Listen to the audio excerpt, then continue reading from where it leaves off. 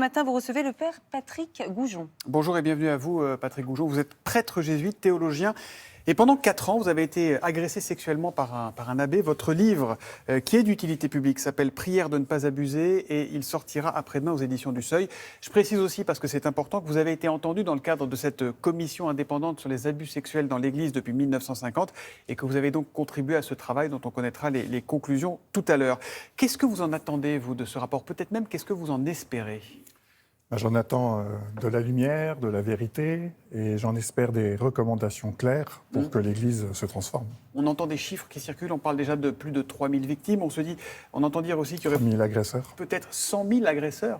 Non, Pardon, l'inverse, 3 000 agresseurs et 100 000 victimes. Oui, les chiffres seront accablants, ouais. Certainement. Ouais. Vous avez 52 ans, vous avez donc été, vous, abusé dès l'âge de 7 ans, lorsque vous étiez enfant de cœur dans l'Est de la France.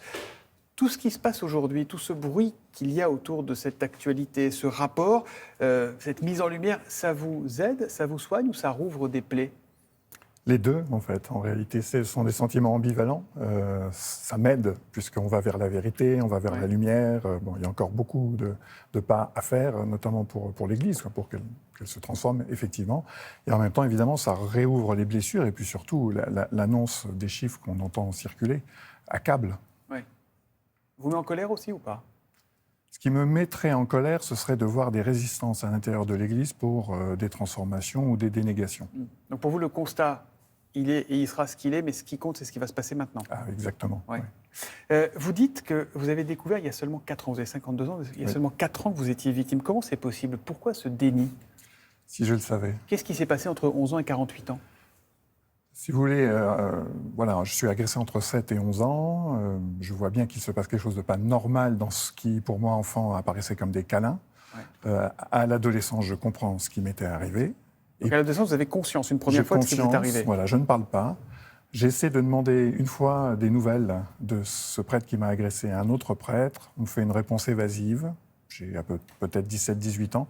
Et je pense qu'à ce moment-là, c'est tombé dans le déni. J'ai rien décidé. C'est passé à la trappe. Et vous avez d'abord été conscient d'être victime, et ensuite, vous avez mis un écran noir dessus. C'est mis un écran noir. J'ai rien décidé. C'est ça qui est très curieux. Et puis alors, ensuite, j'allais dire, des douleurs. J'ai vraiment souffert physiquement. C'est ce que vous racontez, c'est par le dos notamment. C'est par le dos, oui, vraiment des douleurs violentes. 30 ans de traitement anti-inflammatoire, des opioïdes à la fin, rien n'y fait. Je tombe dans la rue, on m'envoie à l'hôpital, on me prend en charge. Du coup, les douleurs disparaissent, ou quasiment, et là, la mémoire revient. La mémoire revient quand les douleurs s'en vont. Oui, parce qu'on a pris soin de moi. Et il faut signaler que l'évêque de Verdun, à qui vous avez parlé, à qui vous êtes confié, vous a soutenu dans votre démarche. Oui, l'évêque de Verdun, c'est important, ça aussi de le dire. Exactement. Donc, et ça, c'est l'attitude qui est demandée aujourd'hui aux évêques, qui est demandée à toute personne, c'est de signaler au procureur ce qu'il a fait. Alors on peut s'étonner, Patrick Goujon, père Goujon, qu'après avoir vécu ça, vous ayez choisi de vous consacrer, de vous engager dans l'Église. Ah, ça, c'est sûr que moi-même, je me suis reposé la question brutalement quand j'ai reconnu ces faits. J'ai eu la chance, c'est paradoxal, j'ai eu la chance de grandir dans une Église qui m'a porté aussi, qui m'a fait découvrir la joie de croire, la joie de vivre. Et c'est là-dessus que j'ai fondé mon choix de vie. Ouais. Évidemment, quand moi j'ai reconnu les agressions qui me sont arrivées, je me suis vraiment posé la question, qu'est-ce que je fais ici? Pourquoi j'ai choisi le célibat? Et quelles sont les raisons pour rester? J'ai choisi de rester. Vous avez envisagé de quitter l'Église, mais vous êtes resté. Vous parlez de ce mot, le célibat. Est-ce que c'est pas ça, encore une fois, c'est un problème récurrent, une question qui revient tout le temps. Est-ce que c'est pas peut-être le cœur du problème? Je ne pense pas que ce soit le cœur du problème, c'est une partie du problème. Pourquoi je dis que ce n'est pas le cœur du problème? Parce que malheureusement, on le sait, beaucoup de pères de famille sont incestueux, beaucoup d'enfants sont violés par des hommes mariés également. Mais cela dit, ce qui est un problème dans l'Église, c'est le silence ou le refus de parler de la sexualité. Ou des manières d'en parler qui ne sont pas justes. Dans le livre, vous écrivez, en plus d'être un crime, la pédocriminalité dans l'Église est un scandale. L'homme d'Église que vous êtes, en veut-il à l'Église qui, pendant des années, a voulu cacher tout ça, a mis tout ça sous le tapis? Ils se sont couverts les uns les autres. Comment ne pas en vouloir?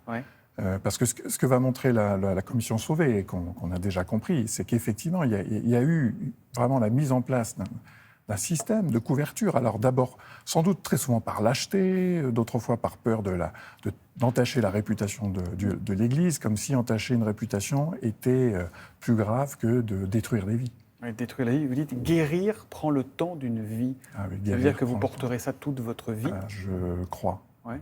J'espère que ce que je constate pour moi, ce que je vois parfois autour, c'est que on peut guérir, on peut donner une autre place à ces blessures, on peut en souffrir moins, mais on n'est jamais débarrassé de cela. Oui. Est-ce qu'on peut pardonner? Est-ce que le petit garçon que vous étiez pourra pardonner un jour? Dans mon livre, je réfléchis beaucoup à cette question du pardon. Je dis que pour moi, je n'ai pas le pouvoir de pardonner. C'est-à-dire ce pouvoir, pour moi, comme chrétien, il appartient à Dieu. Qu'est-ce que ça veut dire? Ça veut dire que... Mais si à échelle humaine, on sait bien qu'il y a des façons de se dire « je passe l'éponge » entre guillemets, pardon pour la formule. Oui, mais... non, alors, je ne passerai pas l'éponge tant que personne ne me demandera pardon. Et qui doit vous demander pardon aujourd'hui?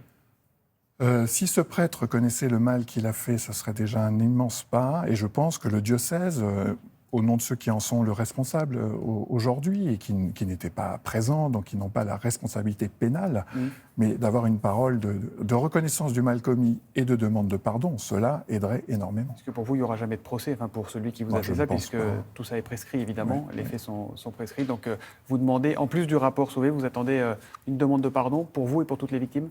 Oui, et je pense qu'on ne peut pas se contenter d'une demande de pardon générale. C'est-à-dire qu'il ne suffit pas que le porte-parole de la conférence des évêques déclare nous demandons pardon.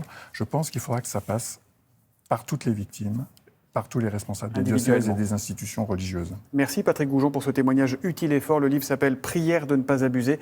Il sortira donc après-demain au Seuil. Merci d'être venu dans Télématin. Je vous remercie.